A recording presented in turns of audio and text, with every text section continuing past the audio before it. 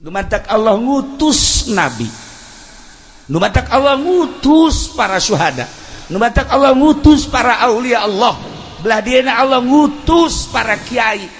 Ndek naon ieu? Jang menggali sesuatu anu aya di diri manusia. Ieu teh aya harta anu terpendam di diri manusia, anu lamun teu digali bakal nyelonong tuh kafir, mun teu digali bakal bablas tuh munafik, mun teu digali bakal nyelonong terus tuh para jenderal anu kebablasan, lamun teu digali bakal bahaya tuh para polisi-polisi anu teu mawas diri, lamun teu digali tuh DPR anu henteu digali dirina bakal bahaya kabeh ge. Boro-boro eta DPR, polisi, TNI, pemerintah, kiai ge nu teu ngagali dirina mah pagon. Kalau ngomong sia. Aing keur serius ya. Tuh. Allah ngutus setiap saat wali-wali Allah. Allah ngutus setiap saat para ulama-ulama. Jang naon eta? Menggali dirina, menggali harta-harta anu terpendam di masyarakat. Mantap kiai eta aya dua fungsina, hiji menggali diri sorangan, kedua menggali masyarakat. Makin hebat menggali diri, makin hebat engke bakal menggali masyarakatnya. Sanajan dihenteu-henteu ge kitu bae teh kiai mah sebab utusan Allah. Ketika kiai geus bisa menggali diri kapanggih, oh jahe nafsu teh seakan wujud bisa disingkirkeun nafsu teh. Si ieu teh nafsu teh nafsul ammaratu bisu, ieu teh nafsul kamilah, bisa kanyahoan bakalna lantaran geus digali. Ketika digali maka manehanana panceg ka Gusti Allah, mantep. Geus dina mantep nanyana bakal ka bawah masyarakat teh kamantepan ku kamantepan dirina. Aya kiai anu keur ngiaina hebat, mantep, ditaluturkeun. Nu nanya rukun wudu, rukun salat, puasa, haji jeung sajabana. Belah dieuna kiai teh jadi DPR. Aya tah di kitu teh mah di Lampung. Di dieu mah eueuh kiai anu kokomoan jadi DPR paling jadi MUI. MUI ge teh ge semi kiai teh ge. Tah, kacaritakeun waktu kerja di kiai mah hebat eta manehanana. Baharang kuari jadi DPR, hebat tetap hebat. Tetapi kahebatanana teh kuari geus bisa dibohongan ku sorangan. Nu tadina digali diri sehingga dikiaikeun ku batur. Kuari dikiaikeun teh ngan sungut doang, di jero kolbuna para masyarakat teh nyaikeun asli nama. Lantaran naon? Lantaran eta teh tadi penggalianana geus katutupan. Gus Dur dongeng aya kiai jadi DPR, haju berjamaah salat. Nu berjamaah na aya TNI, asuh kana kiai, polisi, hakim, jeung murid-muridna. Nyana kan imam, bisaan bae Gus Dur ieu ngaranna almarhum almaghfurlah. Begitu nyana jadi imam tegep, terus ruku menang 2 rakaat, aya kadangnya suara tit bom. Itu masya Allah, terus we sholat. Beres sholat kan lain wiridan nyana. Yang nanya, siapa tadi yang kentut? Siapa di antara makmum yang kentut? Ngaku. Ayo cepat.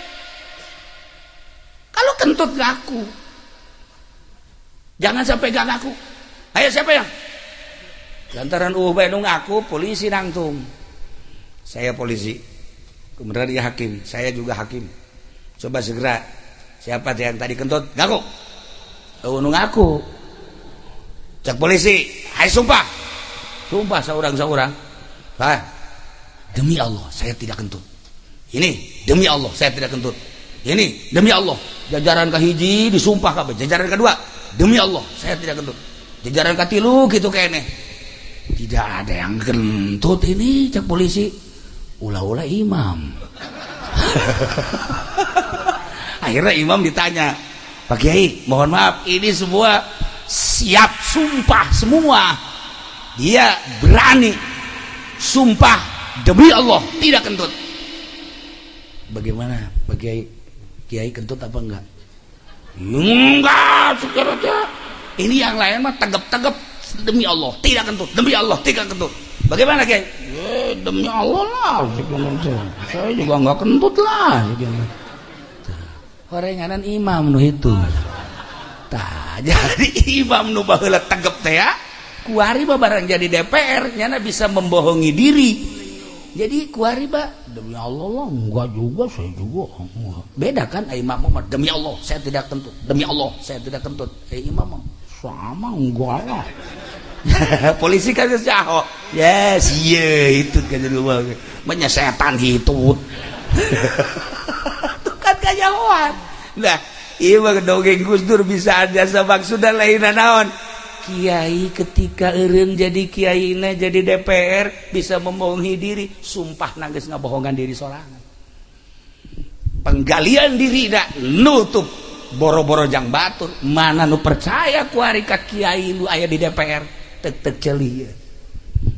Mana nu percaya ku ari ka kiai nu aya di MPR tek ceuli. Sebab lawan Gus Dur geus ngagambarkeun model tadi. Nyana nu hitut, nyana nu sumpah. Enggak lah. Bangsa saya kentut. Padahal jadi itu. Itu ya. Itu sebagai gambaran. Teu kudu di DPR bae. Dimui ge sarua, teu kudu dimui bae, di tukang kebo ge sarua. Sarua lah. Pokona mah tukang karung mah teu biangna teh mah. Biang bohong teh mah. Ya Allah. Gitulah para jamaah kaum muslimin wal muslimat rahimakumullah. Nah ieu nu hese ge ieu menggali. Sedangkeun deuk gagali sumur kudu ahlina. Deuk gagali di Citorek emas kudu ahlina. Deuk gagali tuh di Sulawesi tentang batu bara, Kalibatan batu bara kudu ahlina. Komo ieu deuk ngagali sesuatu nu terpendam. Naon? Ieu hak nu aya di kolbu, iyalah nu aya di kolbu. Naon? Sifat ilahiyah, kepangeranan, pengertian. Artina pengakuan bahwa pangeran teh Allah. Saha nu ngagali eta lamun lain kiai? Nu ngagali pangeran teh Allah, kiai diperuntukkan ku Gusti Allah ka dunya. Selain nabi, penerusna warasatul anbiya. Ialah para aulia-aulia Allah, para kiai nu mantak luhurna kiai. Kunaon eta? Batur mah ngagali sumur hayang cai, batur mah ngagali teh ngagali taneuh hayang emas, batur mah ngagali teh ngagali taneuh hayang batu bara, jeung logam-logam nu sejenna urusanna dunia. Tapi kiai mah menggali kolbu manusia supaya mengaku pangeran teh Allah. Mahal jasa. Saenggeus ngarti pangeran Allah teh aya syariatna dituntun ku kiai teh. Ya Allah, mahal amat makna kiai. Saenggeus dituntun melalui syariat, dituntun ku kiai teh supaya muantap keyakinanana melalui ilmu thariqah, tuntun ku kiai. Makna kiai teh lain sambarangan lantaran ndek nyalametkeun manusia ti seuneu neraka nu lawang sorgana geus dipersiapkeun sakumaha tadi. Asal bisa ya ayyuhan nafsul mutmainnah irji'i ila rabbiki radiyatan mardiyah. Kiai mah lamun deuk maot, tapi kiaina lain kiai nu DPR tadi tah. Lain kiai anu osok ngagigiring kebo lain. Lain ya. Lain kiai anu osok kalkum lain. Tambah kiai monyet gitu. Tah, kiai emang kumaha gitu. Di Al-Qur'an tadi geus dijelaskeun. Ketika berbaring kieu urang teh nyaho, bakalna tek lapoek. Aya suara irji'i ila rabbiki radiyatan mardiyah. Diomongkeun teh irji'i nafsu balik maneh ka pangeran maneh. Irji'i ila rabbiki radiyatan mardiyah. Saat etala sang kiai belah ditunda mawali lantaran geus aya suara ngan hese dicaritakeunana suara eta mah nu nyaho Imam Ghazali, nu nyaho Tuan Syabdul Qadir, nu nyaho sederetan wali-wali Allah anu kula mangan sakadar nyampaikeun hungkul. Tah begitu irji'i ila rabbiki ti harita ta sang kiai mah pepegatan jeung dunia teu hayang aing kana dunia. Pepegatan jeung makhluk teu hayang aing jeung makhluk. Keur masa hirup nama teu pati bisa, tapi ketika geus aya suara Pedi irji'i balik sia ka ditu ka kuburan nolong sia sorangan. Lain deui lain kiai masalahna ieu mah sesemperan jadi itu di mana tadi Solear atuh moal tapi kiai mah Kendor Jaya irji'i ente diteruskeun Pak Go. Kididi irji'i ila rabbiki radiyatan mardiyah.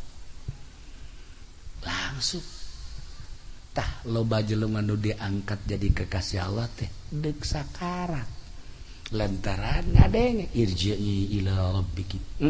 Aing teh teu bisa keur hirup mah tapi ieu aya sen irji'i ila rabbik irji'i ila rabbik irji'i ila rabbik radiyatan mardiyah. Saat eta ditunggu ku malaikat begitu pas eueuh di jero hatena fadkhuli fi ibadi wadkhuli jannati dicabut nyawana geus eueuh karesep kana dunia. Keuntungan santri, keuntungan ustad, keuntungan kiai, masya Allah. Sebab nyana naon diperuntukkan ku Gusti Allah jangan gali kolbu manusia. Nah, naon coba dalilna? Tah pondok pesantren. Naon coba dalilna? Tuh majelis taklim.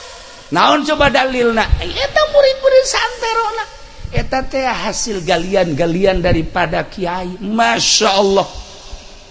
Lamun urang jaritakeun guru-guru urang ngagali diri urang, nu tadina teh nyaho ka mubtada jadi nyaho, nu tadina teh nyaho ka fa'il jadi nyaho. Urusan maca belah dieuna urusan syariat. Sasaratan jeung rurukuna belah dituna terus. Bahkan dituntun urang soal zikir nu mantep ka Gusti Allah. Ieu nu mahalna. Moal aya di sekolahan, moal aya di pendidikan prawira. Dasar urang mah teu ngaji meureunna teu sakola. Naon coba sakola luhur naon ngaranna? Universitas. Ye, odob sia. Aing mah keur caritakeun tentara, polisi tah. Naon sakolahana ngaranna? Cih. Tujak tunjuk. Bodoh dibawa ka kalangan. Gitulah para jamaah kaum muslimin. Kula mah deuk caritakeun teh betapa untungnya jadi seorang kiai sebab nyana penggali kolbu urang muridna tatanggana jeung sajabana modalna urang asal cinta ka ahli Allah urang bakal dihijikeun jeung maranehanana walaupun teu datang karena naon nu dimaksud. Ya penting urang ngahiji teh modal kos kieu urang ya Allah ya Rabbi ieu teh urang teh tanda cinta urang teh ka ahli Allah geus dihijikeun.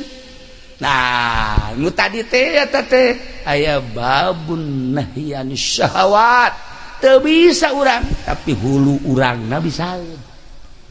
Engke kapan kieu cak Kangjeng Nabi teh kiai ka dieu ayo ka dieu naon ulah wae ka sorga maneh teangan heula murid-murid sanu ngaku murid ka sia keheula aing mah dibere tilok pun ku sia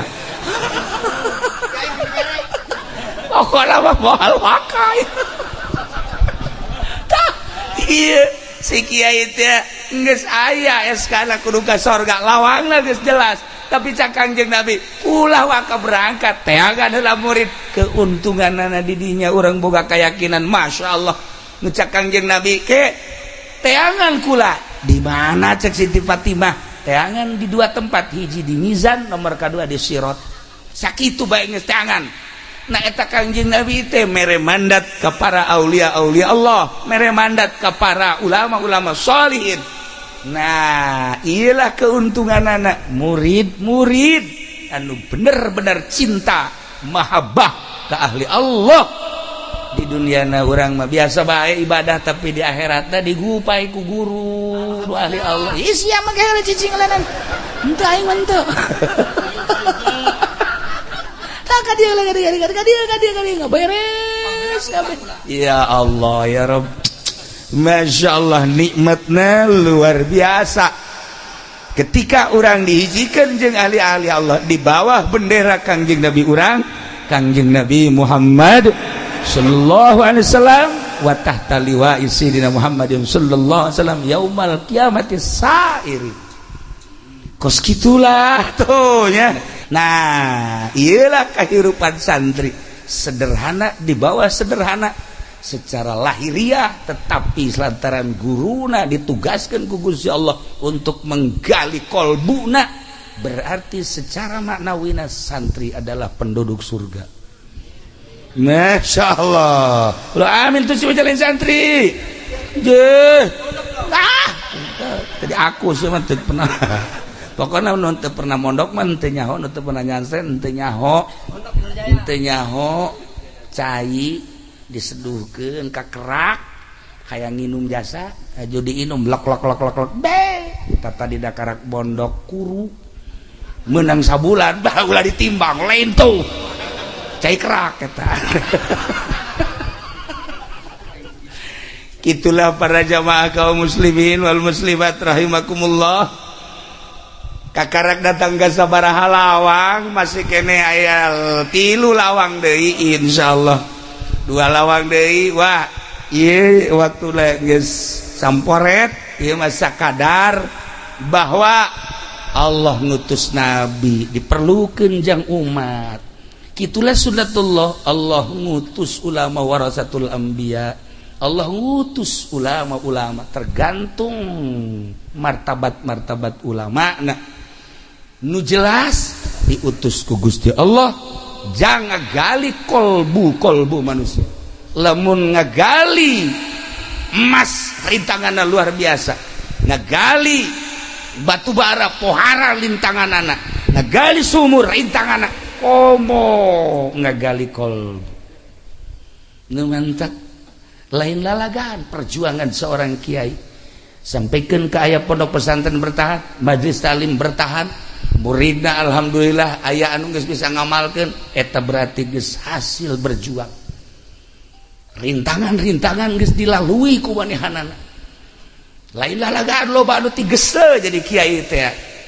Loba anu ti soledat jadi kiai. Menghadapi rintangan-rintangan anu lain lalagaan rintangan-rintangan anak. Doa kurang doakan mudah-mudahan para kiai dibere talaleger, dibere kuat istiqomahna, dibere kuat keyakinanana, dibere mantap keyakinanana ka Gusti Allah. Santrina sarua mudah-mudahan dibere istiqomah, dibere hasil maksud, dibere ilmu anu manfaat, dibere bisa ngamalkeun anak kitu kene masyarakat takwa beh.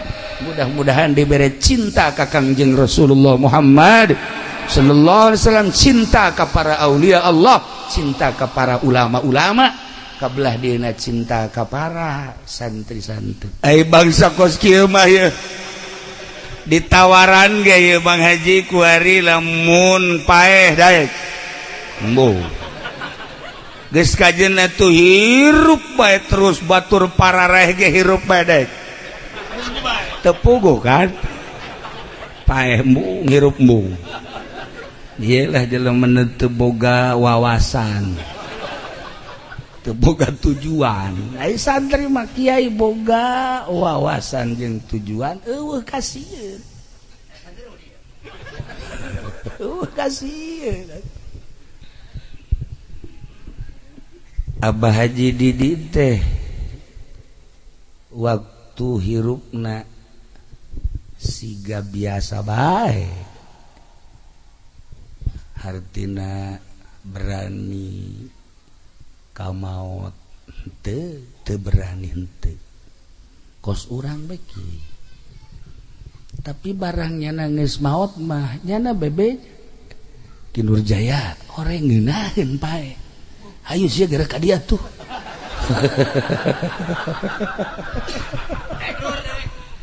cak Kinur Jaya ulah kakula cenah itu situ bae ladang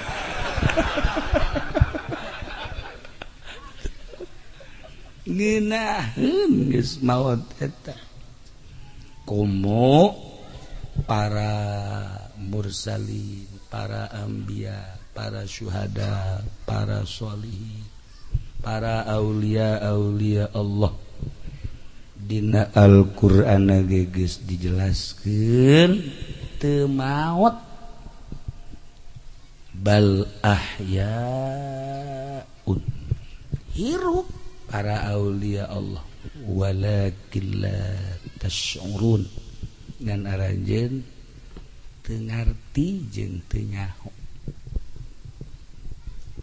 kanyahoanana ngeunaheun di alam kubur teh ku para wali deui ja para wali malamun tahlil teh nu dihadiahanana hadir mun zarah ka kubur asal dihadiahan hadir biasa ngobrol si iki lamun zarah ngobrol sarua aja lagi jeung kuntilanak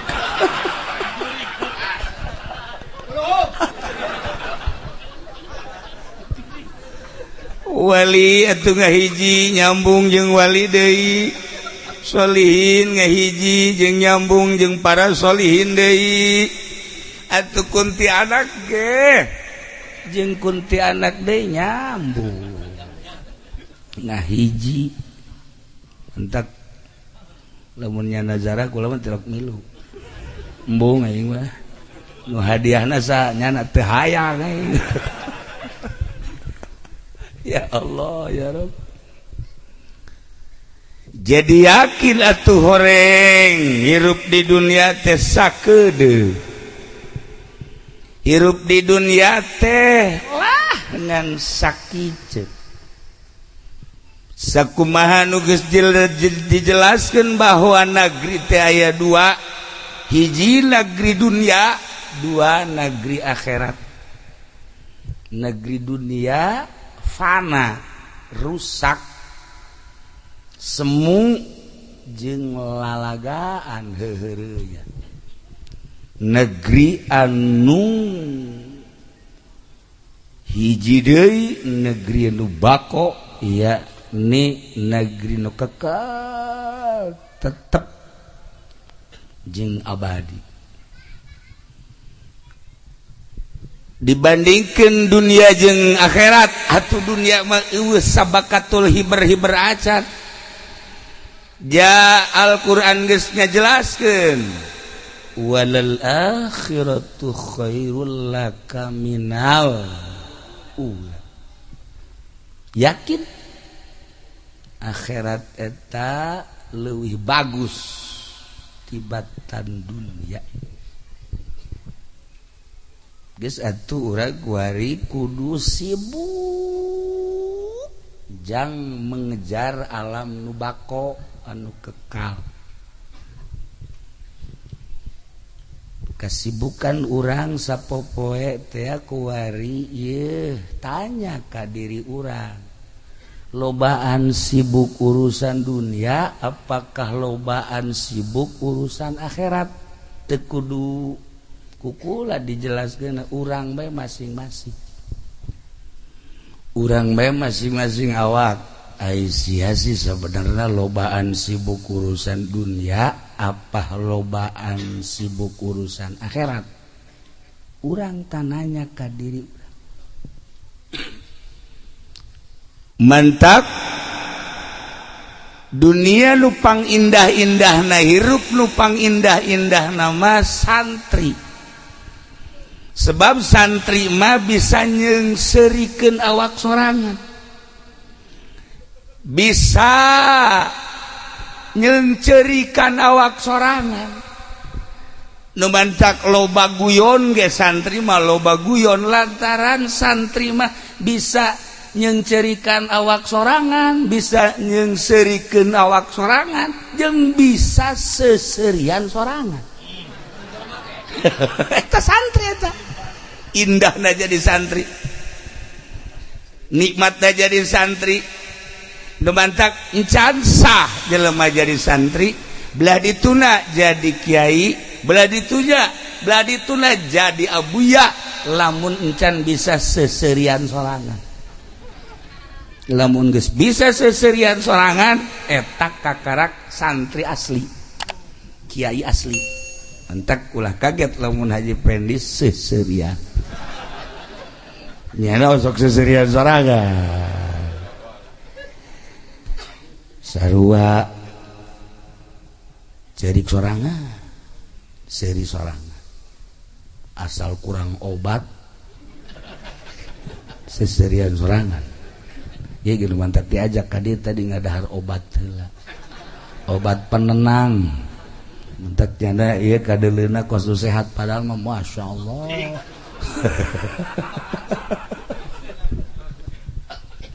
Tuh ya. Santri mah bisa seserian nyengsirikeun sorangan. Lamun geus bisa seri nyengsirikeun sorangan hebat. Santri mah ka masjid, tuluy keluar ti masjid, dula-dula ngana. Sendal ke mana? Sakira aya ge ieu sendal kulit mantap. Ya Allah. Mulai kuliahna dipake. Beunang salengkah dua lengkah, nyana ngahaneng. Jih. Tolol aing. Boloon aing. Aing sendal aing jepit ku daun balik make sendal kulit. Ji, nyana ge seserian sorangan kan. Goblok ieu aing. Teu jadilah eta kan santri bener. Santri bener ai sieu mah kan terus harina. Nah, bedana santri jeung sieu eta kos kitu. Malah mah bebeja ka babaturana, eueuh sendal aing ngejepit aya ieu mantap. Eta bari seserian pan jahanam di babauku nyana eta. Tuh, santri bisa nyeungsirikeun awak sorangan. Ketika santri wauh jeung hiji awewe di deketan kumanehanana geus jelas awewena bogoheun ja santri maka rasep nu kasep toel kumanehanana wajarlah aya hijab make baju di toel kumanehan terus noel deui kan awewena mulai cek jana ji aing kos nu teu ngaji bae goblok meureun awak aing masyaallah pan aing mah ngaji kieu bae ge atuh kunaon aing noel nyana noel ku aing diteruskeun wa teu beres mah neng hampurannya nengnya lantaran kakak mah kieu ge santri ieu teh pan urang can nikah kos kieu teh haram neng geus hampurannya nengnya neng balik ka ditu aju kakak mah deuk ka pondok deui bae masyaallah cakena ieu awak aing ku tolol-tolol teh seserian sorangan cenah. Tah eta kan santri bener tah. Coba sih. Ayo coba. Boro-boro nu daekeun ka dieu sia. Ka dieu. Ye, goblok aing geus beak ka dieu tu melet sia. Ya dipelet, ya teu daekeun, ya dipaksa. Kan eta kan ngaranna teu eling. Tuh, bedana santri. Masyaallah indahna jadi santri. Mantep bisa nyengsirikeun sorangan bisa nyengsirikeun sorangan eta gambaran-gambaran anu rendah belah dituna tengah peuting nyana tafakur ulah ka ngomong sih bacaling santri aing mah kerja ditakeun jeung santri bego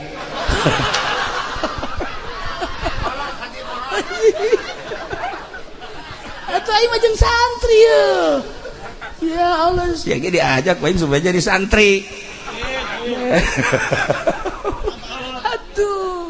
merenung tengah peting teh Masya Allah santri mah langsung renungan anak kunaon batur geus karawin aing encang jasi awak teh jore-jore teuing kunaon atuh nanya ka situ teu daekeun situ teu daekeun awak sia teh tuh kan ceuriknya nanti tapi kembali deui geus aya di Lauhil Mahfuz nah tuh kan indah bahasa santri mah yo mau datang ke teu kawin ka jeung kumaha gas aing mah nungguan takdir eta indahna jadi santri eueuh we sedih eueuh tah kejadian maut sigana sarardih teh padahal ketika ingat wabil qadari khairihi wa syarrihi minallahi ta'ala sedih geus aya aturan Allah tah nikmatna jadi santri teh kos kitu coba lamun teh jadi santri ka imah aya nu menta cai teu bisa ditanya diajak ku dulur-dulurna kunaon ieu 20 poe ke tukang ieu pamajikanana maot ayo kuari can bisa ditanya mas santren teu eta tadi henteu cek Masya Allah akibat teu mas santren kos kitu santri pamajikanna maot jah 1 juta ganti aya ya tenang santri riweuhnya nama dek nu jangkung dek nu pendek dek nu bede pokoknya dek nu kunyin aya batak tenang kadeleula siga nu sedih teu aya santri sebabna kembali ka Sang Khaliq Masya Allah boro-boro sagede santri sagede ustad sagede kiai jelema nu sok biasa ngaji bae ge asal ngaji bae kadeleuna siga nu sedih teu aya kadituna asal geus beres kembali ka Allah nikmat ngeuna tilok merontak ngahayang-hayang di luar aturan Allah tara aya sakumaha Kangjeng Nabi Sulaiman alaihi salam hiji rasul hiji nabi anu moal aya tandingna datang ka kiamat gagah aya di Kangjeng Nabi Sulaiman sugih aya di Kangjeng Nabi Sulaiman pinter da puguh nabi saha tandingna moal aya bisa ngobrol teh lain jeung manusia bae jeung hewan bisa ngobrol jeung tatangkalan bisa ngobrol jeung angin bisa ngobrol jeung setan bisa ngobrol. Ini kehebatan Nabi Allah Sulaiman alaihi salam. Begitu datang waktu lebaran Kangjeng Nabi Sulaiman ngobrol jeung beo. Begitu ngobrol cak manuk beo teh dunungan ieu teh pan lebaran. Aya naon memang kula rindu jasa kadulur-dulur kula nu di jauh minta izin be hayang mudik gak boleh pulang kampung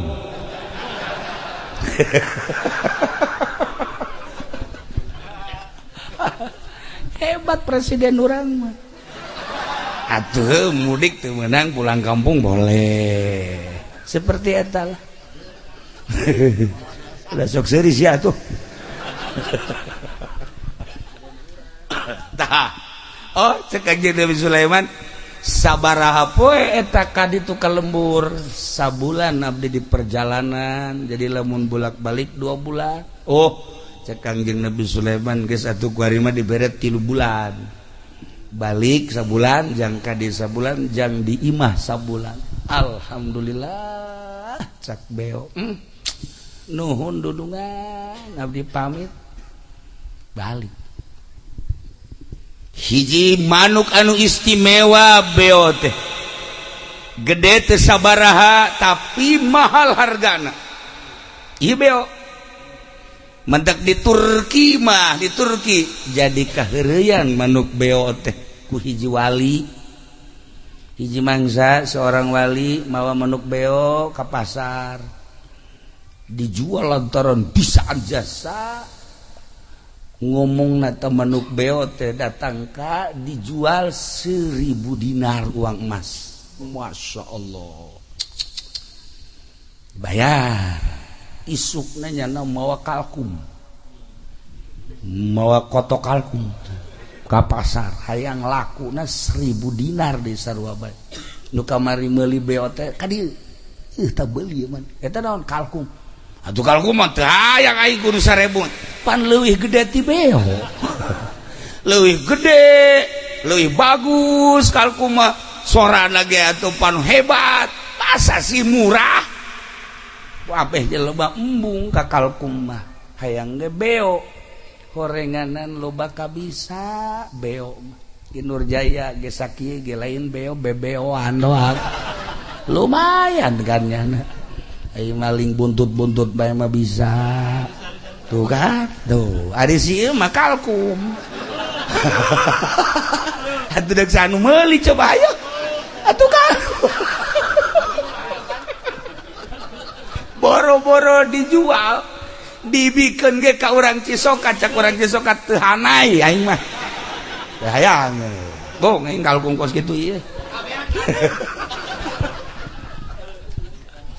di jerona aya makna tersendiri manuk aya nu leutik mahal beo mahal tapi aya nu gede manuk-manuk jeung hayam-hayam nu teu bermakna mah murah eta keur carita ukuran dunia cerita ukuran akhirat ge sarua bae gitulah teangan makna-makna supaya diri urang teh mahal tarolah urusan dunia mah gampang mahal teh menurut Allah mahal teh menurut Nabi Allah mahal teh menurut kekasih-kekasih Allah eta tah ngamahalkeun makna moal bisa di sakolaan tama dunia kabeh ge ngamahalkeun makna sugan kuari aya di pendidikan perwira datang ka jadi jenderal ya brigadir jenderal letnan jenderal mayor jenderal makna dunia tama kabeh makna nu di jero nama moal bisa diraih kecuali ibtidakna di pondok pesantren kadeleuna hina kadeleuna di bawah sederhana mun dipandang ku mata nu ieu tapi lamun dipandang ku mata nu ieu Masya Allah eta santri-santri teh ternyata pengisi surga sieun mah kalkum sieun mah ya aduh hayang ka surga teh kalkum mah hese kajen gukuwah ya Allah kecaritakeun manuk beo teh mudik datang ka imah teh atuh dibagiakeun ka lemburna ku dulur-dulurna jeung rekan-rekan berikut tetangga-tetanggana terasa sakedeung sabulan teh lantaran loba kanikmatan jeung kaindahan kiruk urang teh kitu lamun urang nikmat contona urang jadi panganten sapeuting asa samenit tapi lamun urang nyeri huntu sapeuting sakumaha 10 tahun nyeri huntu mangalayan eueuh pan jelok aya nu ngalayan ka mana nyeri huntu tah ieu ya gering pangjore-jorena nyeri huntu tak eta sabulan sakedeung lantaran kanikmatan kapanggih jeung dulur kapanggih jeung rekan kapanggih jeung tatangga senda gurau nikmat sabulan teh teu karasa geus datang deui ka waktu balik cak beo sakedeung amat ieu nyana hayang mawa oleh-oleh jang raja naon nu paling dipake karesep sedengkeun di kerajaan mah nu ngaran dahareun inuman pake geus teh kudu dicaritakeun naon isi oleh-oleh aya tah nu boga beo ieu aya hiji cai ngaranna cai kahuripan lamun diinum ku saha bae ieu bakalna moal paeh-paeh tah cak beo ieu mantep ya jang oleh-oleh raja mah ieu hei geus langsung diasupkeun kana botol litik haju ditalikeun kana jangjangna beo pamit selamat tinggal saudara rekan ahli-ahli kula endek berangkat di ka istana untuk melaksanakan tugas sebagai satpam beo teh berangkat Kangjeng Nabi Sulaiman geus kieu bae beo can datang ya geus datang ka waktu datang lamun eueuh poe ieu waing disusul melalui angin jeung melalui setan-setan berangkat Kangjeng Nabi Sulaiman ya setan, ya jin, ya angin tekebal datang beo assalamualaikum waalaikumsalam woi maneh beo muhun tuan raja ditanya kumaha kaayaan di itu oh cerita beo bahagia luar biasa terakhir cek beo kula teu boga oleh-oleh nanaon jasa segala aya di dieu mah ngan ieu be boga oleh-oleh teh cai kahuripan cek Kangjeng Nabi Sulaiman ieu fungsina naon ieu fungsina lamun diinum ku tuan raja teh ieu moal paeh-paeh panjang umur datang ka hampir kiamat nah mantep cek Kangjeng Nabi Sulaiman gas terima tapi Kangjeng Nabi Sulaiman kan ngayakeun musyawarah di Indonesia kan aya permusyawaratan bacakan musya Pancasila rakyat gegeraan atuh rakyat sia geus kolot kudu nyaho bodoh di bawah bae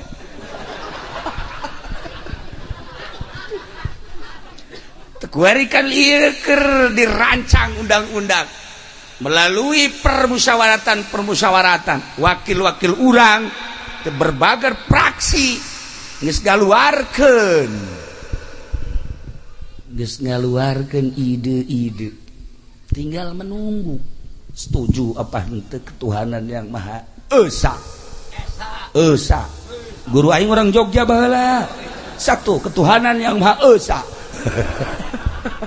orang Jogja betul bisa esa ya nah ya ieu dek diganti rancangan undang-undang teh mangga bae dek diganti ge tetep bae negara sangkilang rancangan undang-undang diganti urang mah kitabna tetep Al-Qur'anul Karim rukun wuduna tetep bermazhab Imam Syafi'i rukun salatna terus puasana dan lain sebagainya apakah riweuh henteu sebab naon santri mah digaji henteu teu digaji jeung teu hayang jadi nanaon hiji be santri mah embung jadi nanaon hayang jadi ahli Allah iya Allah emang sieun kalku mah bae da loba kahayangnya nama santri mah teu hayang sugan jadi guru teu hayang jangan jadi muid teu hayang sugan jadi DPR embung dipaksakeun ge teu boga ijazah teu hayang santri hiji be hayang jadi ahli Allah beuh kak bulu aing ngadengen lagi kos bener teh gitu tah dah hebat dah santri Masya Allah guys ulah jaritakeun urusan negara teh mah aya nu ngageugeuh sabodo maranehanana kege karasa ku urang kabehan di mana diganti ya pasti urang ge atuh ih si masuk atuh ngarembel bae ih kos jagoan bae sia keheula moal aya rubat ribut di Indonesia mah Bhinneka Tunggal Ika NKRI be mantep guys ulah pikiran kos kitu maksudna Kayak sakedeung deui. Ieu mah urang we nyaritakeun teh Kanjeng Nabi Sulaiman musyawarah jeung manusia nu aya di istana, jeung jin nu aya di istana, jeung hewan-hewan anu aya di lingkungan istana. Kumaha ieu beo mawa oleh-oleh cai kahuripan lamun diinum ieu kaula panjang umur mendekati kana kiamat. Kumaha kira-kira? Wow, manusia kabeh satuju, jin satuju, hewan-hewan satuju kabeh. Sebab Tuan Raja Maharaja pinter aya di Tuan, adil aya di Tuan, segala rupa aya di Tuan. Geus kami mah satuju panjang umur. Kabeh satuju ngan aya manuk kokok beluk. Di dia manuk kokok beluk naon? Sarua? Manuk kokok beluk. Paingan banget da kos kokok beluk. Ieu rajana ye. Cak manuk kokok beluk. Ke Tuan Raja ulana. Manusia kabeh satuju, jin satuju, hewan-hewan satuju. Ulama ieu deuk nyebutkeun teh satuju besi kula di brendel cara di MPR kamari. Cara di pusat di brendel datang ka kuari teh direnggenkeun. Bahasana direnggenkeun nya. Urang dieu teh mangaranna. Direnggenkeun heula ulah dilanjut teh lanang. Oh. Tapi kieu cek manuk kokok beluk Tuan Raja, milu beh heula jeung kula yuk. Ka mana? Ayo milu. Diajak ke hiji tangkal kayu gede aya gowok di dinya. Tah. Ieu aki-aki nu aya di gowok gede babaturangna ngan kula doang nyana ieu geus teu daya teu upaya geus sabaratus taun meureun nyana gara-gara nginum cai kahuripan kuari jadi ieu teu bisa ka mana batur geus paraeh kabeh nyana tinggal kicep bae kieu Tuan daek gitu hayang ai Kanjeng Nabi Sulaiman Tuan ge lamun nginum eta bakal kos kieu bung cek Kanjeng Nabi Sulaiman bung nangis ka eta dimusyawarahkan deui dimusyawarahkeun di MPR kumaha rancangan undang-undang salah aing kumaha urusanna cai kahuripan tetap cek manusia jin dan hewan inum Tuan datang ke mana coba kekuatanana lantaran Tuan mah adil didinya malaikat Jibril turun langsung dia tepak ku malaikat Jibril besi diinum plek bepes jeng sekali nginum saya numpak Jibril oh hampura Jibril suganti si Pepen dibunuh gua ingat si kalkum itu mana naonan tuh akhirnya ulaheun ku malaikat Jibril cek Kanjeng Nabi Sulaiman emang ulah panjang umur Masya Allah cek malaikat Jibril bisa bae ajeun tanpa nginum ci kahuripan menta ka Gusti Allah ja Allah magdeudeun jeung nyaaeun tetapi naon hartina panjang umur ai bakal okos anu digowok mah ijah heunya cek Kanjeng Nabi Sulaiman aga satu henteu lah. Nah ieu Kanjeng Nabi Sulaiman bae ge hendak dipanjangkan umur melalui permusyawarahan ditepak ku malaikat Jibril ulah ieu ge sarua si ge pan hayang panjang umur urang doakeun yuk mudah-mudahan amin ndek naon deui atuh hirup di dunia ndek naon deui ya sanajan kawin deui ja kadeuleuna doang gagah ge buktina si itu nangis merengut bae salah aing cek ye milih si eta ngatu kalkum ngaranna tak itulah para jamaah kaum muslimin wal muslimat rahimakumullah ternyata horegaran cek Kanjeng Nabi Sulaiman ulah hayang panjang umur ulah hayang pendek umur urang pasrah bae ka Gusti Allah kumaha ajal bae nu penting salila hirup urang ibadah ka Gusti Allah sebab Allah janji ketika orang jadi kekasih Allah, Allah geus nyadiakeun surga. Ketika orang jadi hamba Allah anu maksiat, bahkan orang teh jadi hamba iblis, bakal disadiakeun ku Gusti Allah neraka. Pintu surga nu kahiji di luhur lawangna la ilaha illallah Muhammadur Rasulullah.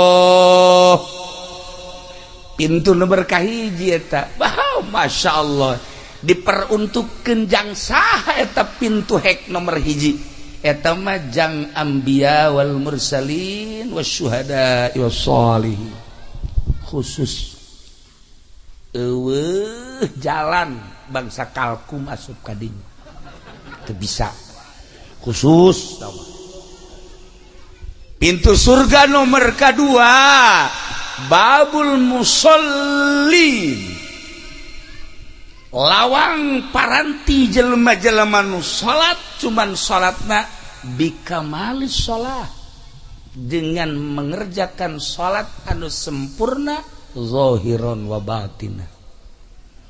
Zahirna sesuai jeung syariat, syarat rukunna, batinna ketika salat bener-bener tawadu ka Gusti Allah, teu inget ka sisi ka gigir.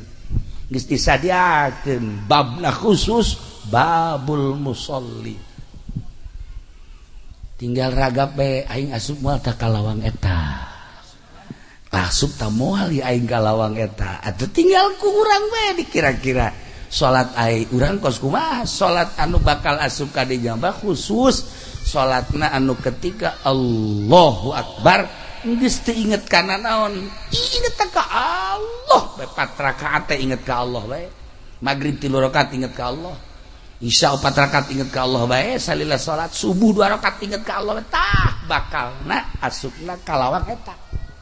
Eueuh harepan sih geus 180 derajat eueuh harepan. Atuh jana salat ka karak Allahu Akbar, karung goni nu kadeuleu, karung ayam nu kadeuleu, berbagai karung. Ai keur teu salat poho ka karung, ai keur salat inget. Iyalah jelema nu salat bakal disiksa ku salat normal.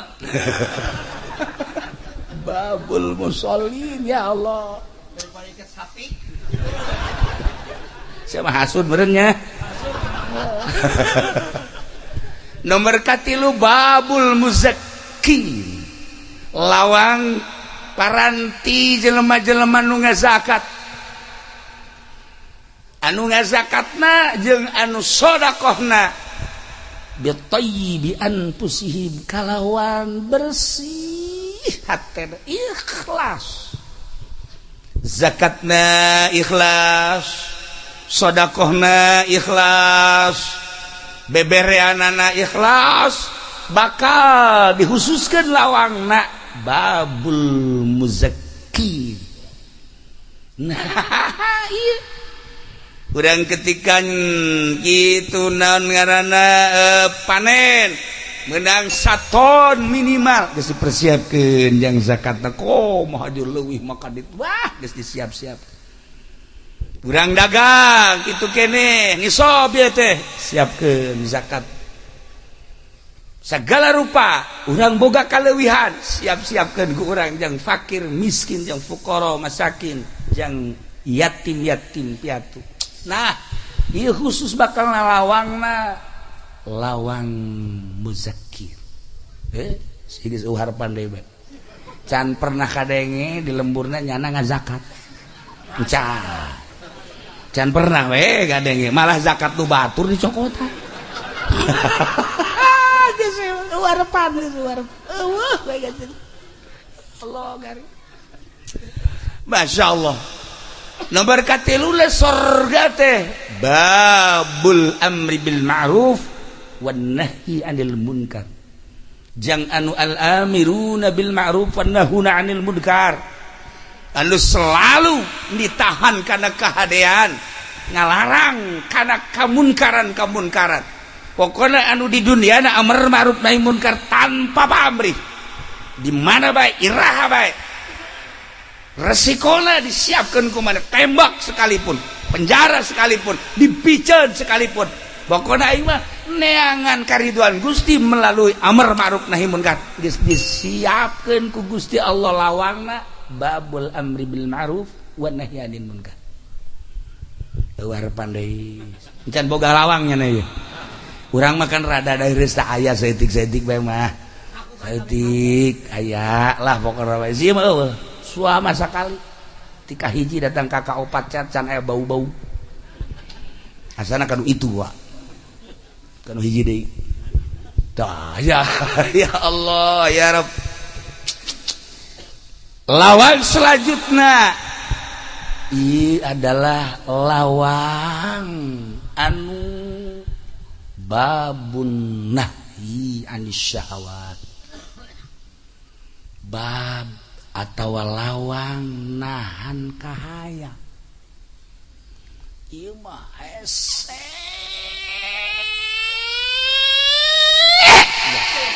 Wah, hese jasa. Nahan kahayang, masya Allah karim. Syahwat-syahwat jeung kahayang-kahayang telah jadi dunia ieu moal lila tahan kurang ke di akhirat.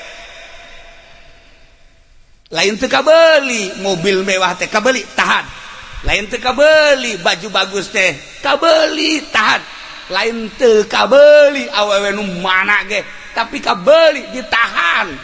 Dek restoran mana ku aing didatangan bisa aya tapi ditahan. Nah nahan eta horenganan bakal ngajadikeun cukang lantaran lawangna khusus ge di akhiratna. Babun nahyi anis syahwat. Ya Allah ya Rabbi. Encan kabagian lawang keneh bae. Kinur jage kiceup mana ya ieu? Mana ya? Keur ngintip can aya. Can aya tuh kinur jaya encan komo sia. Oh, jauh jasa tama tuh. Aduh ieu kiai can aya komo eta. Ya Allah ya Rabb. Masya Allah karim. Ieu pang hese-hese na. Urang titah ieu teh belajar nahan nafsu. Masya Allah salila hirup. Mal bisa urang nahan nafsu lamun henteu dilalanyahan heula. Cara ngalalanyahan nahan nafsu pondok pesantren. Tadi pondok pesantren teh jangan ngalalanyahan nahan nafsu.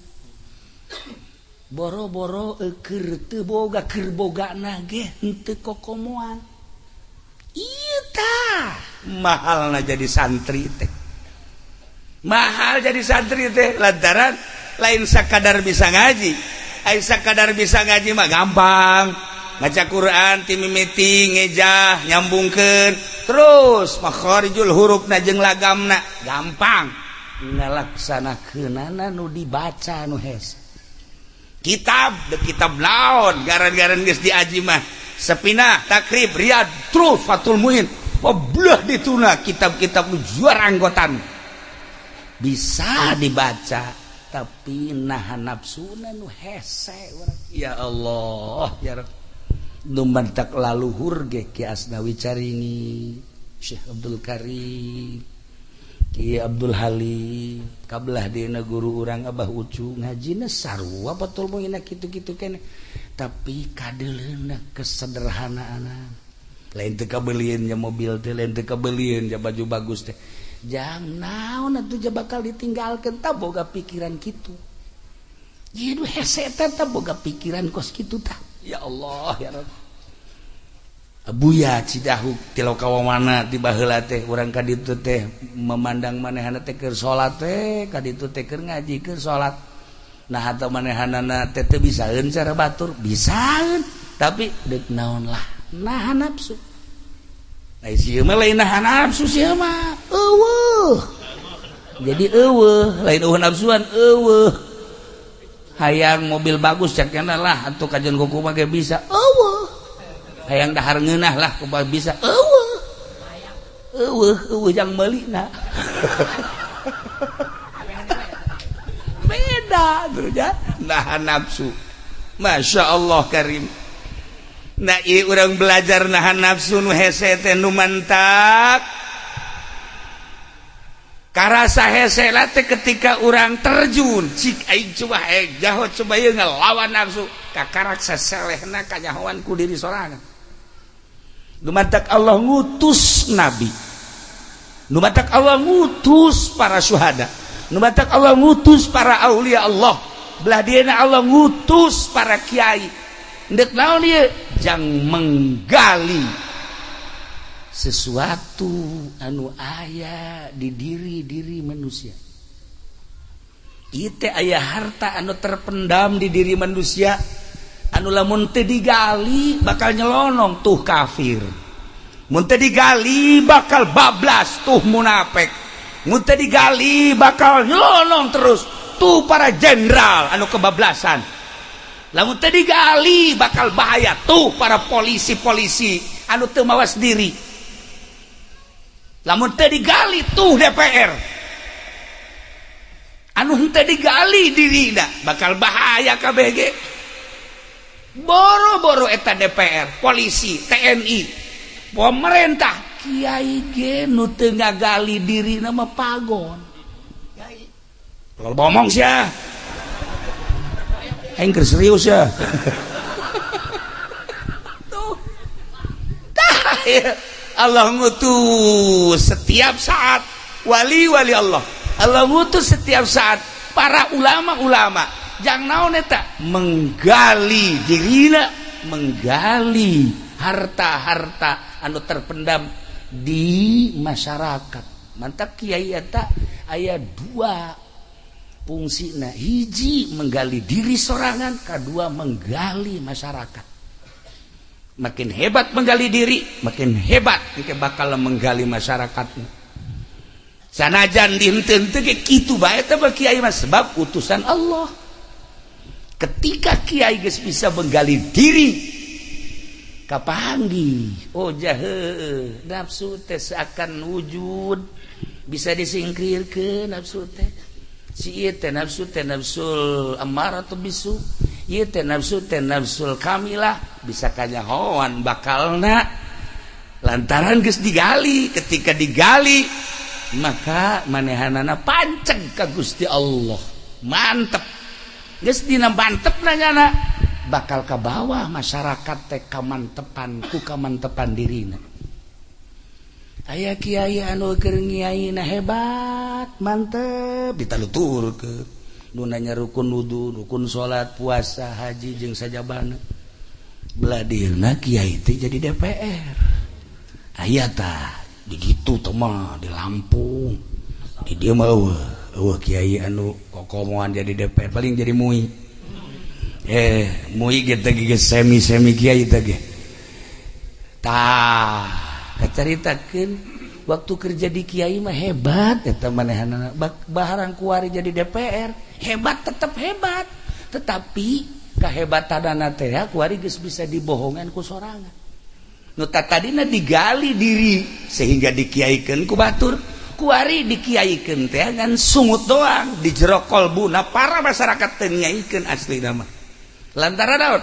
Lantaran eta teh tadi penggalianana geus katutupan. Gus Dur dongeng aya kiai jadi DPR haju berjamaah salat nu berjamaah na aya TNI asukan ari kiai polisi hakim jeung murid-muridna nyana kan imam bisaan bae Gus Dur ieu ngaranna almarhum almaghfurlah begitu nyana jadi imam tegep terus ruku menang 2 rakaat aya kadengnya suara tit bom itu masya Allah terus sholat beres sholat kan lain wiridan nyana nanya siapa tadi yang kentut, siapa di antara makmum yang kentut, ngaku ayo cepat, kalau kentut ngaku jangan sampai gak ngaku, ayo siapa yang lantaran bae nu ngaku polisi nangtung. Saya polisi. Kemudian dia hakim, saya juga hakim. Coba segera siapa yang tadi kentut? Ngaku. Nu ngaku. Cek polisi, hai sumpah. Sumpah saurang-saurang. Hah. demi Allah saya tidak kentut. Ini demi Allah saya tidak kentut. Ini demi Allah. Jajaran kahiji disumpah kabeh. Jajaran kedua demi Allah saya tidak kentut. Jajaran katilu gitu kayaknya. Tidak ada yang kentut ini cek polisi. Ulah-ulah imam. Akhirnya imam ditanya, Pak Kiai, mohon maaf, ini semua siap sumpah semua. Dia berani sumpah demi Allah tidak kentut. Bagaimana Pak Kiai? Kiai kentut apa enggak? Enggak, sekiranya. Ini yang lain mah tegap-tegap demi Allah tidak kentut, demi Allah tidak kentut. Bagaimana Kiai? Demi Allah lah, saya juga enggak kentut lah. Horenganan imam nu itu. Tah, jadi imam nu baheula tegep teh ya. Kuari mah barang jadi DPR nyana bisa membohongi diri. Jadi kuari mah demi Allah lah, enggak juga saya juga. Beda kan imam mah demi Allah saya tidak kentut. Demi Allah saya tidak kentut. Imam mah sama enggak lah. Polisi kan jaho. Yes, iya itu kan dulu menyesetan hitut. Itu kan kajahoan. Nah, ieu mah dongeng Gus Dur bisa ada maksudna lain naon. Kiai ketika eureun jadi kiaina jadi DPR bisa membohongi diri, sumpah nangis ngabohongan diri sorangan. Penggalian diri dak nutup boro-boro jang batur, mana nu percaya ku ari ka kiai nu aya di DPR tek-tek ceuli. Mana nu percaya ku ari ka kiai nu aya di MPR tek-tek ceuli. Sebab lawan Gus Dur geus ngagambarkeun model tadi. Nyana nu hitut, nyana nu sumpah. Enggak lah, masa saya kentut. Padahal jadi itu. Itu ya. Itu sebagai gambaran. Teu kudu di DPR bae. Dimui ge sarua, teu kudu dimui bae, di tukang kebo ge sarua. Sarua lah. Pokona mah tukang karung mah teu biangna teh mah. Biang bohong teh mah. Ya Allah. Gitulah para jamaah kaum muslimin wal muslimat rahimakumullah. Nah ieu nu hese ge ieu menggali. Sedangkeun deuk gagali sumur kudu ahlina. Deuk gagali di Citorek emas kudu ahlina. Deuk gagali tuh di Sulawesi tentang batu bara, Kalibatan batu bara kudu ahlina. Komo ieu deuk ngagali sesuatu nu terpendam. Naon? Ieu hak nu aya di kolbu. Iyalah nu aya di kolbu. Naon? Sifat ilahiyah, kepangeranan, pengertian. Artina pengakuan bahwa pangeran teh Allah. Saha nu ngagali eta lamun lain kiai. Nu ngagali pangeran teh Allah, kiai diperuntukkan ku Gusti Allah ka dunia selain nabi, penerusna warasatul anbiya. Ialah para aulia-aulia Allah, para kiai nu mantak luhurna kiai. Kunaon eta? Batur mah ngagali sumur hayang cai, batur mah ngagali teh ngagali taneuh hayang emas, batur mah ngagali teh ngagali taneuh hayang batu bara, jeung logam-logam nu sejena urusanna dunia. Tapi kiai mah menggali kolbu manusia supaya mengaku pangeran teh Allah. Mahal jasa. Saenggeus ngarti pangeran Allah teh aya syariatna dituntun ku kiai teh. Ya Allah, mahal amat makna kiai. Saenggeus dituntun melalui syariat, dituntun ku kiai teh supaya muantap kayakinanana melalui ilmu thariqah, tuntun ku kiai. Makna kiai teh lain sambarangan lantaran hendak nyalametkeun manusia ti seuneu neraka nu lawang sorgana geus dipersiapkeun sakumaha tadi. Asal bisa ya ayyuhan nafsul mutmainnah irji'i ila rabbiki radiyatan mardiyah. Kiai mah lamun deuk maot, tapi kiaina lain kiai nu DPR tadi tah. Lain kiai anu osok ngagigiring kebo lain. Lain kiai lain kiai anu osok kalkum lain. Tambah kiai monyet gitu. Tah kiai emang kumaha gitu. Di Al-Qur'an tadi geus dijelaskeun. ketika berbaring kieu urang teu nyaho bakalna tek lapoek aya suara irji'i ila rabbiki radiyatan mardiyah diomongkeun teh irji'i nafsu balik maneh ka pangeran maneh irji'i ila rabbiki radiyatan mardiyah saat etala sang kiai belah ditunda mawali lantaran geus aya suara ngan hese dicaritakeunana suara eta mah nu nyaho Imam Ghazali nu nyaho Tuan Syabdul Qadir nu nyaho sederetan wali-wali Allah anu kula mangan sakadar nyampaikeun hungkul tah begitu irji'i ila rabbiki di harita tah sang kiai mah pepegatan jeung dunia teu hayang aing kana dunia pepegatan jeung makhluk teu hayang aing jeung makhluk keur masa hirup nambah teu pati bisa tapi ketika geus aya suara Pedi irji'i balik sia ka ditu ka kuburan nolong sia sorangan lain deui lain kiai masalahna ieu mah sesemperan di ditu di mana tadi Solear atuh moal tapi kiai mah Kendor Jaya irji'i ente diteruskeun Pak Ago kididi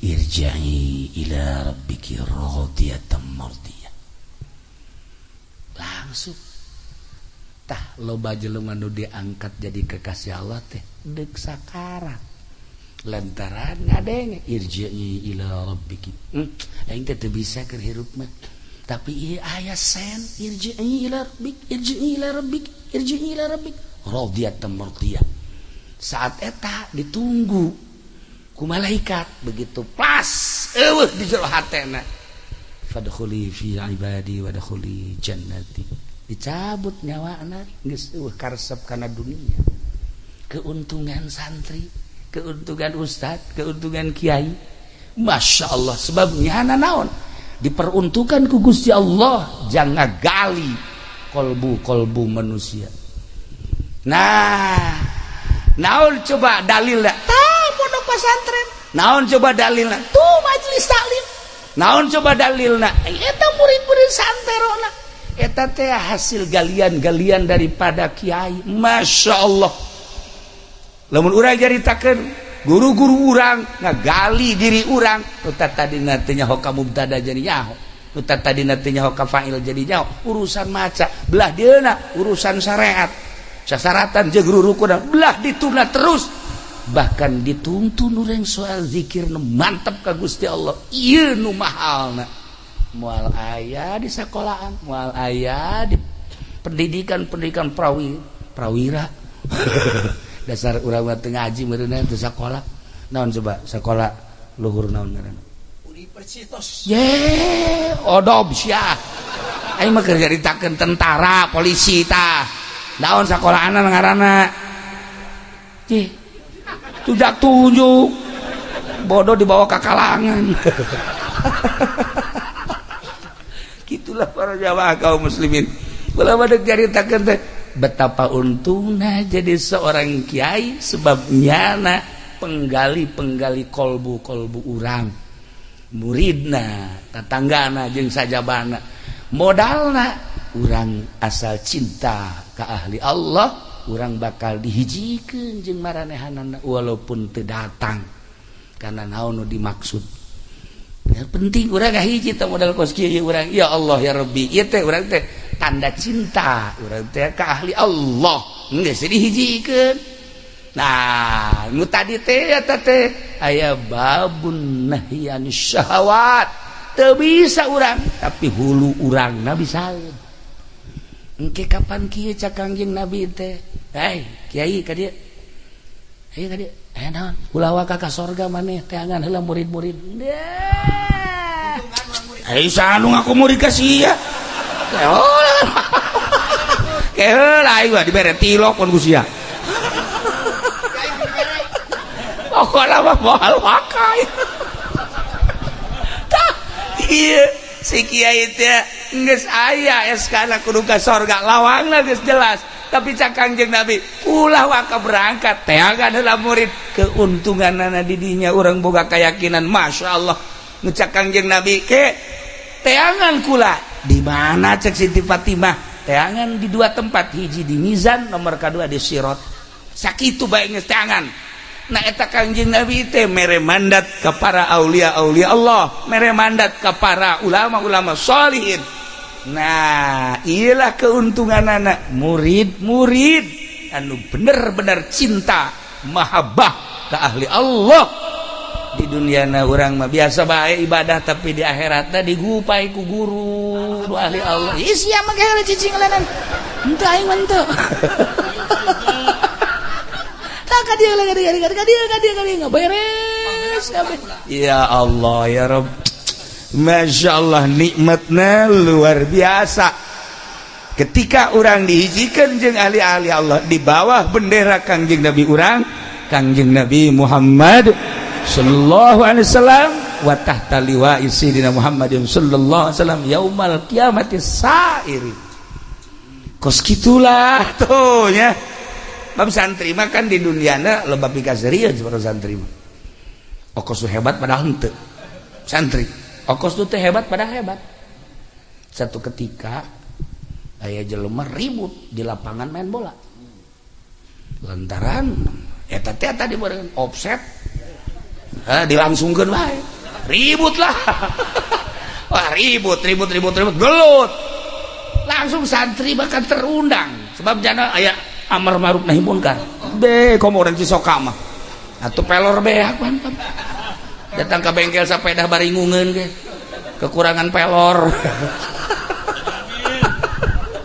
Aduh ya Allah ya Rabb. Nah si santri langsung pisah jangan ribut aya jelema buragetkeun biasa pan ka santri leutik-leutik sia leutik kene sia geus misa-misa ke nu kieu langsung belati potong belati potong buh cak jawara lain lalagani budak santri datang ka potong kieu langsung kaget sama aya santri sia aing ge potong tah belati tah nginggir sia geus bahaya sia bahaya meus langsung turak cak alhamdulillah langsung babaturan datang sia hebat amat nyawa aing hebat nya henteu padahal sia eta belati bisa potong aing pan leutik make samping bodek jadi ieu bodek teh ieu tah jadi belati jana teh lain ka beuteung aing eta teh ka bubundelanana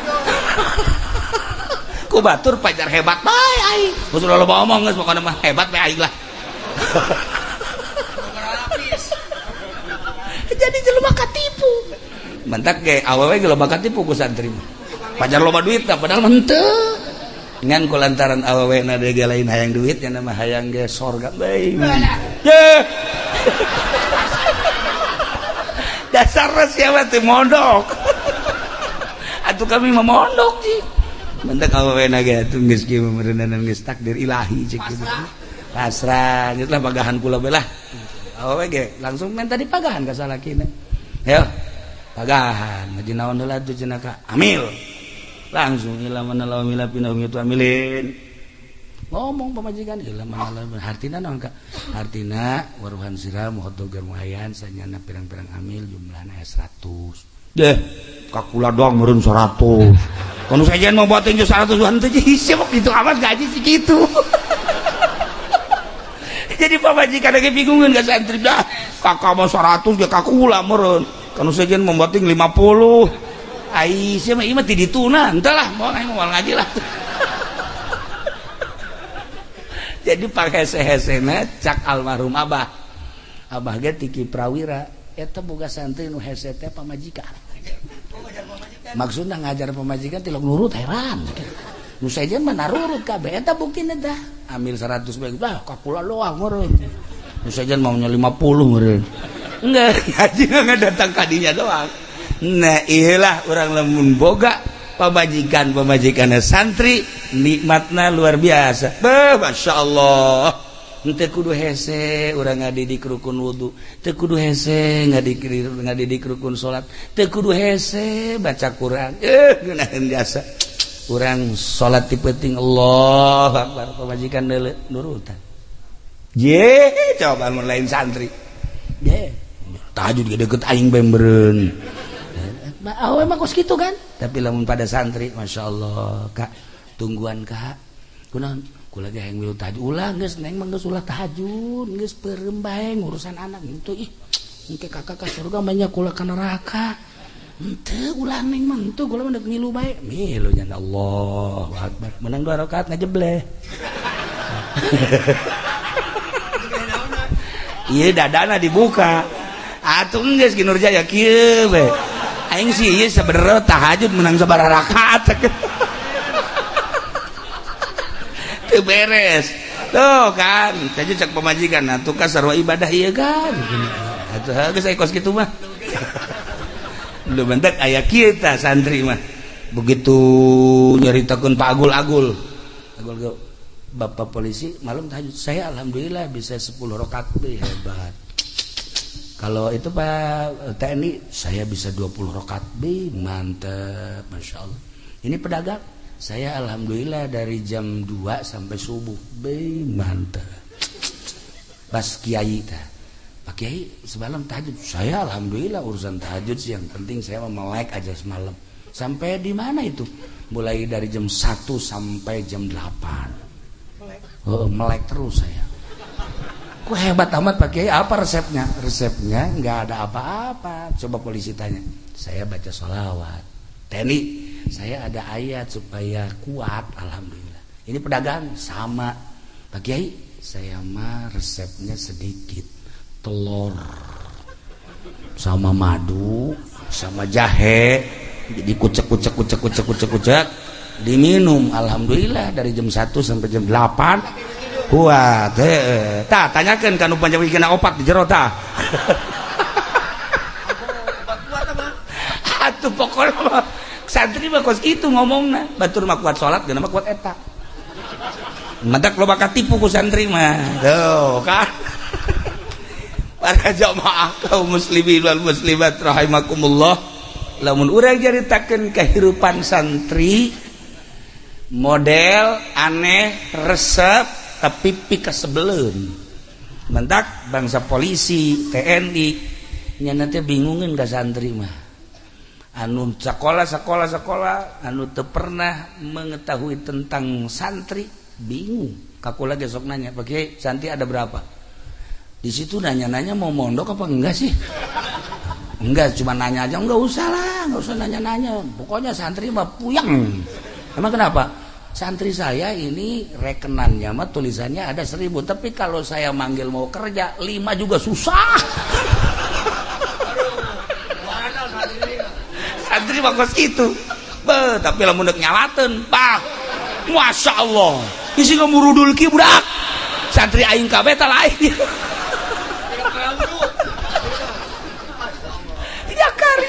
nah madak moal kahartieun jelema nu teu mondok nyaritakeun pondok pesantren nyaritakeun santri moal kaharti urang nyaritakeun santri sote jeung santri atau lingkungan santri udah Cisoka mah aja santri kabeh lah hiji 2 3 4 5 6 7 8 9 10 11 nu lain santrina nah ieulah kahirupan santri sederhana di bawah sederhana secara lahiriah tetapi lantaran guruna ditugaskan ku Gusti Allah untuk menggali kolbuna berarti secara maknawina santri adalah penduduk surga.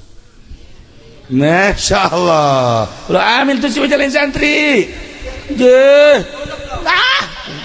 jadi aku sih mah pernah pokoknya teu pernah mondok mah teu nyaho teu pernah nyansen teu nyaho cai diseduhkeun ka kerak hayang nginum jasa aju diinum lok tata di dakarak bondok kuru menang sabulan baheula ditimbang lain tuh cai kerak eta itulah para jamaah kaum muslimin wal muslimat rahimakumullah kakarak datang ka sabaraha lawang masih kene aya 3 lawang deui insyaallah 2 lawang deui wah ieu waktu geus samporet ieu mah sakadar bahwa Allah ngutus nabi diperlukeun jang umat Kitulah sunnatullah. Allah ngutus ulama warasatul anbiya. Allah ngutus ulama-ulama, tergantung martabat-martabat ulama. Nah, nu jelas diutus ku Gusti Allah. Jangan gali kolbu manusia.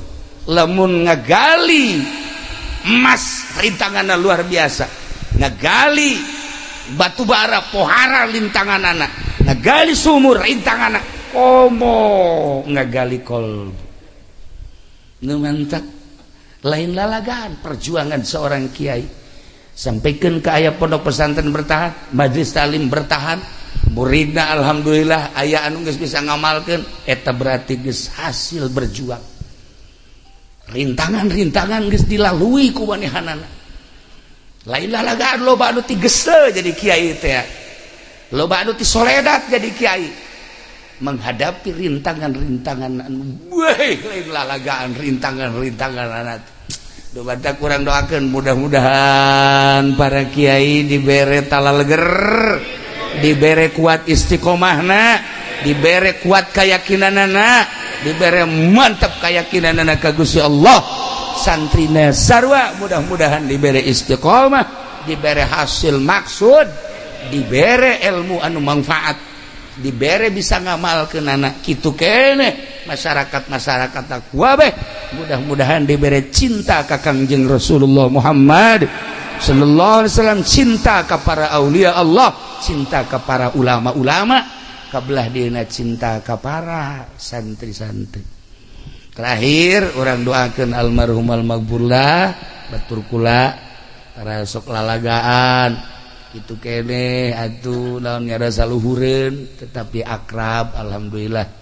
Cilongok saat-saat anu dipentingkeun nyana datang kitu keneh kula pernah ka dieu nikahkeun, terbayang bahasa-bahasa jeung tingkah-tingkahna jeung keakrabanana tanpa aya sekat antara khususna kaula jeung anjeunna. Urang doakeun mudah-mudahan sakabeh dosana dihampura ku Gusti Allah, dilegakeun dicaangkeun di kuburanana, tarima amal ibadahna ku Gusti Allah, dibere kanikmatan kubur ku Gusti Allah Subhanahu wa taala.